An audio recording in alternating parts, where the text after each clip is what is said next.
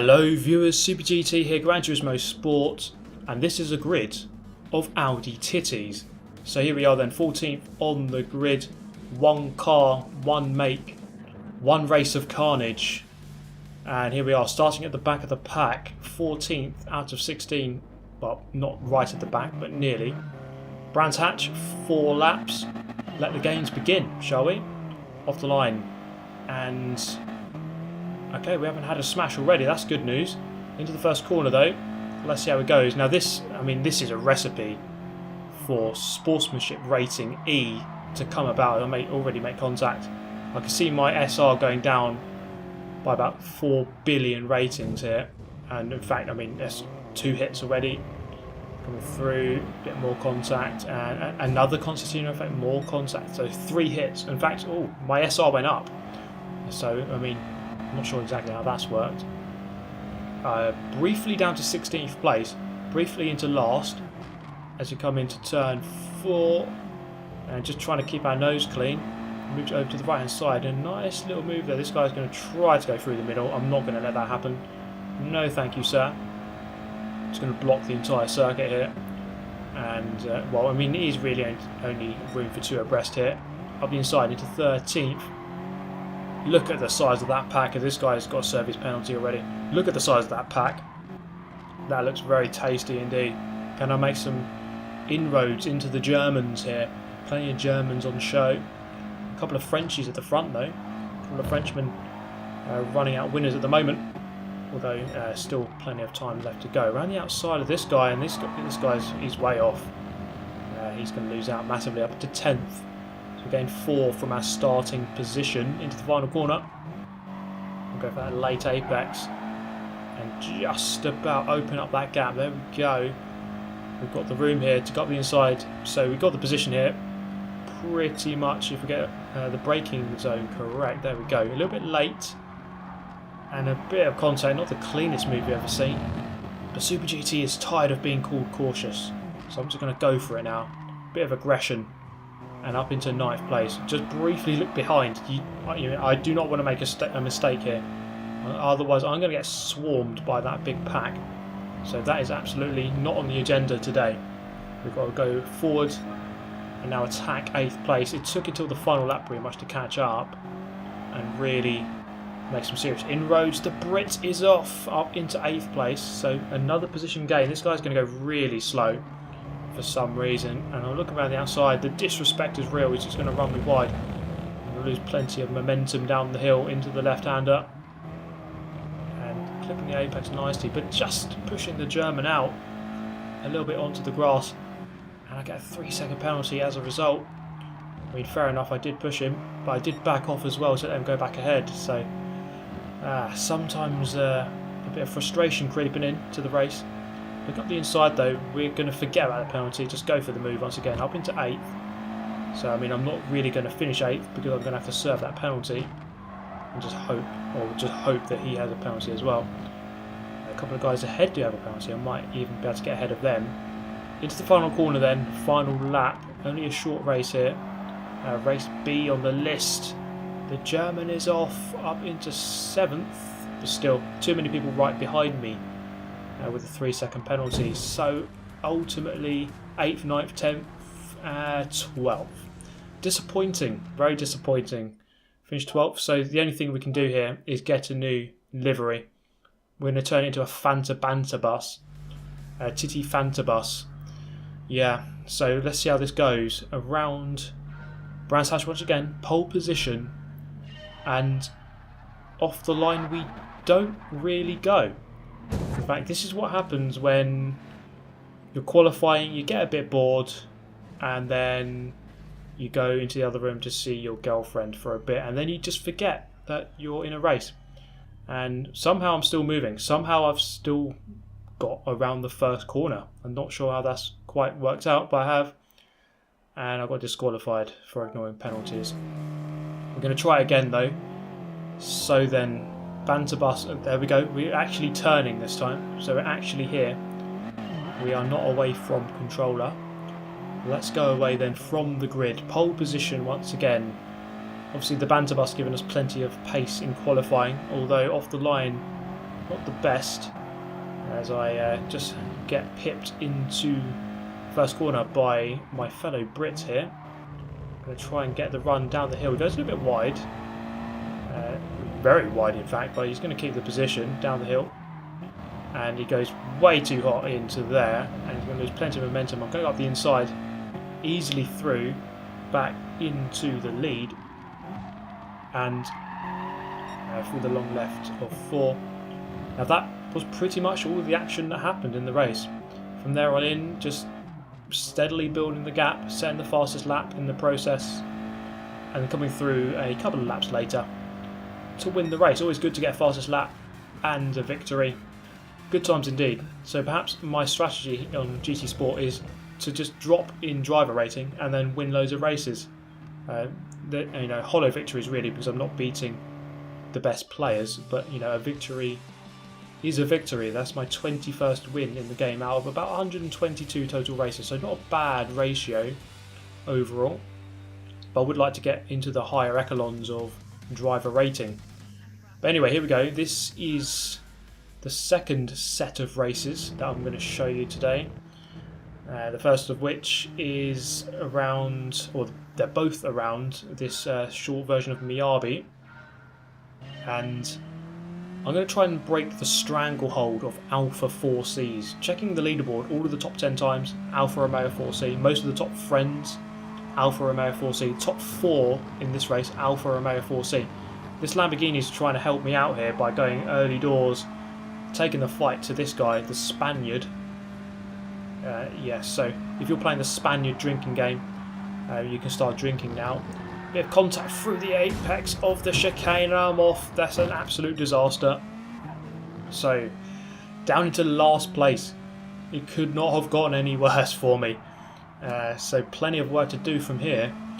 25 laps in which to do it though.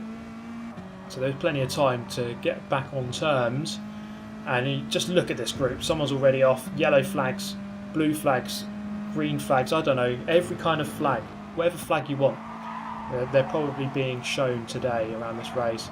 So back up immediately into 14th. I'm looking for 13th. There we go. So we were 19th about a lap ago. And we would have gained 6 back. So that's good. Good progress. You need to make progress through this pack as quickly as possible.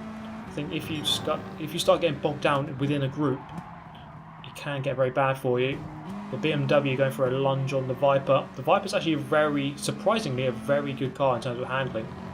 I would have thought it'd be all out for straight on speed, but it's actually a very good handling car. The Atenza that I'm driving here, the Mazda, fairly decent. Looking up ahead, 3 abreast I spotted there briefly. That's obviously not going to end well for someone, as this guy grinding across the wall, feeling sorry for himself, dropping about 18,000 positions. So unlucky, mate. Found himself in the wrong place at the wrong time. I suppose being in a Gran Turismo Sport lobby is the wrong place at the wrong time. Just doesn't matter what the time is, it's just the wrong place, always. Look up the inside of the Viper, it's kind of the wrong side to be into this tricky final chicane, and I'm going to cut the grass on the final apex and receive a 1 second penalty. But you know what, I will quite gladly take that penalty in order to gain a bit of time and a position. I'll quite gladly have that, thank you very much, Gran Turismo. So for the long right, this is where this car suffers slightly compared to the 4C and the likes of the Viper as well. Of course, a very long first corner here. Then change the directions with this left-right chicane into the final corner. A bit of a tap on the back of the 4C. The Viper's back up the inside as I lose momentum. I try to fight it. It's just not going to happen around the outside. So the Viper resumes 11th position. Oh, sorry, 10th position. I'm back into 11th. Looking up the inside on the exit of lap 5. Just going to back off slightly. Just a bit of contact, not too much. But obviously enough for another 2 seconds worth of penalty somehow. I mean, there was contact, but I backed out. Really silly, really. The 4C is going to go for a move that quite simply wasn't on. So I'm going to bail out here, go into the pits early. So it is possible to do this race on one set or one tank of fuel if you fuel save a little bit. But it's your tyres that will suffer a lot. It's these very long corners which will make you suffer towards the end of the race. Around the outside of the Hyundai, so up into 5th. So I was around about 10th before I pitted, so up into 5th, so making the most of my improved tyre wear. I just actually pushed this guy off. I was just kind of not expecting him to come up that side. And I get a 1 second penalty. Man, that deserves a penalty, not the other contact that I made earlier against the Viper, or the 4C. But anyway, resuming here in 5th place. So that early strategy of going into the pits early kind of worked out. The only problem now is that I'll have extremely warm tyres towards the end of the race. And it's going to prove to be true here, as this Huracan just quite easy glides around the outside. When that happens, you know things aren't going to go well from here to the end. I've still got 7 laps remaining to try to survive on this one set of tyres, which I've had since lap 9. So it's going to be a 16 lap set of tyres, which is a little bit too long really, a bit longer than you'd like. In fact, the Hyundai lunged up the inside in a good move. Back down to 6th place. I'll do well to hold this position from here though, I think. And in fact, just looking at the tyre wear, it's getting very bad now. I mean, my driving's become really ragged. Driving awfully, get another 6 second penalty for that. Cut off the chicane. You have to slow down and serve it, otherwise you're going to increase even more. And just look at that tyre wear. This is proof of everything. Rest in peace, front left. You did well, but I will remember you for everything you did for me around this long right-hander, but ultimately it proved to be the ultimate sacrifice for the front left tyre. So then another penalty inbound, just awful driving really, just trying to overdrive the car, and this is the first time I've ever had a blue flag. Sebastian Vettel would be pleased, but in the end I finished 15th, a lap down. Awful performance, too many penalties, too much contact. So I'm going to have to change it up here. Top 4 of the 4C, you can see, and that has really given my SR a battering. I've gone down to BB. What a load of BS. I'm going to unleash my secret handling weapon, which is this, the Evolution Lancer. This car is kind of underappreciated. I don't really see it used too much. And you can see I qualified 2nd. I've improved my qualifying lap in this car by about 2 tenths over the Atenza. Now this car, it just has really good handling. The straight line speed isn't amazing, but you don't really need it around this circuit. So I'm going to take the fight to the Alpha 4Cs now. I'm going to try to overhaul them, try to win this race, and I just need a good race, you know. After having that disappointing race just a moment ago, going down, you know, I started in a good position, but just going down at the beginning, coming back, and then going back again to 15th out of 16. Obviously that's disappointing. I'm going to try to have a better one here. The Lancer is a very good handling car. I'm going to try to do our best here against the swarm of Alphas. Through the final corner, through the final chicane, I mean, everyone just you just mega cut that. As long as you've got 2 wheels on the curb, you're okay. That's kind of how that one works. Through the long right, try to take a wider entry compared to the other 4C here. The Portuguese. So it's normally Spaniards I'm up against. Well, it's a different form of Iberian who is my mortal foe today. Through the chicane. Just about to take that one flat out, although as the stint wears on and your tyres become more and more worn, it will be harder and harder to do that. So we're looking for roughly a 13 lap stint and a 12 lap stint. On the exit, good run here, he's going to swerve across, and again, not once but twice. Is this guy the Portuguese Verstappen? I'm aware I've made so many Verstappen jokes, but I mean, that really was Verstappen-esque. Just swiped me into the wall. And, well, he's got his position, but we see it didn't give him a penalty. So, Gran Turismo penalty system doesn't really detect everything, and it sometimes detects too much. But, you know, we're going to have to regather our thoughts here. We're not going to panic too much. We've still got a long time to go. I'm going to prove to this guy that I am the better driver by simply driving better. I will get past him, as long as he doesn't shove me into the wall once again. So we're going to reel him back in, hopefully. Onto lap number 4. Taking a much wider line in gives us a better run through the middle of the corner and through the exit. So then down the hill into the chicane. Look for a very late apex on this curve. You do need to take the curb.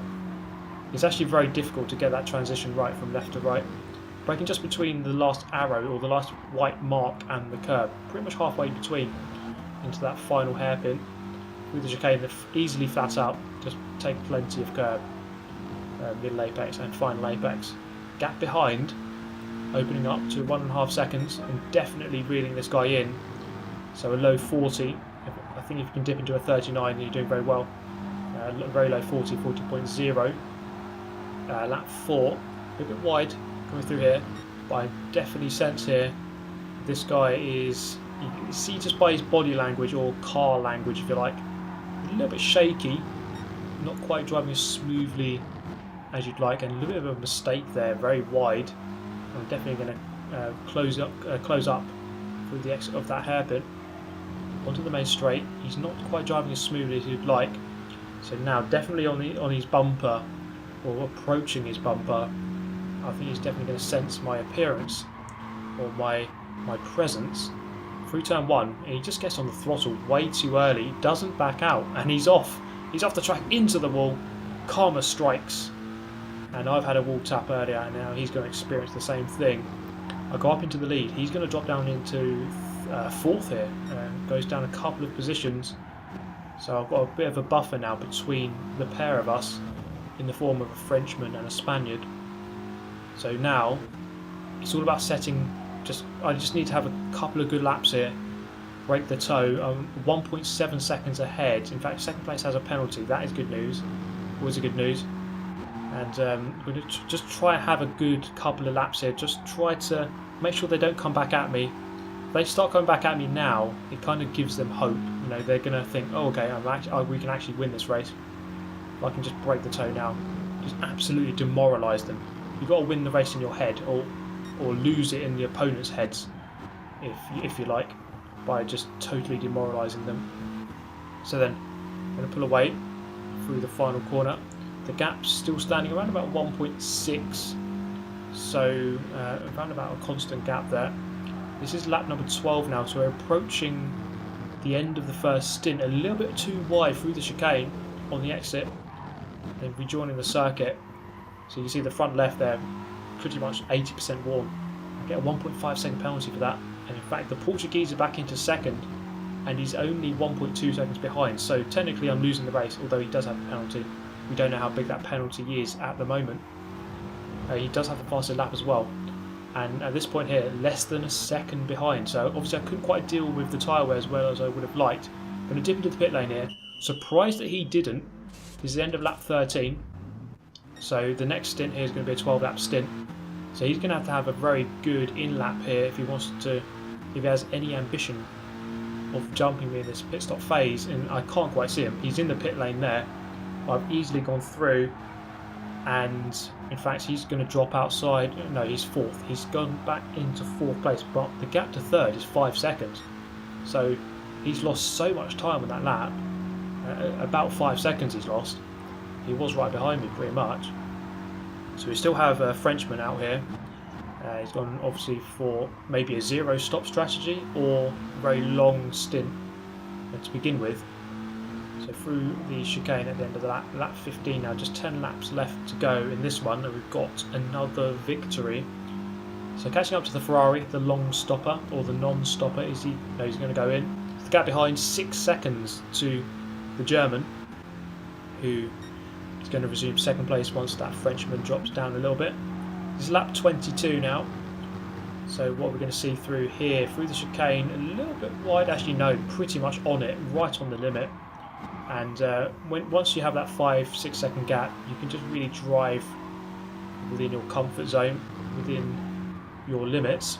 So this is the final lap now, catching up with some back markers. That Lamborghini is going to go spinning across the circuit with a loud thud against the wall.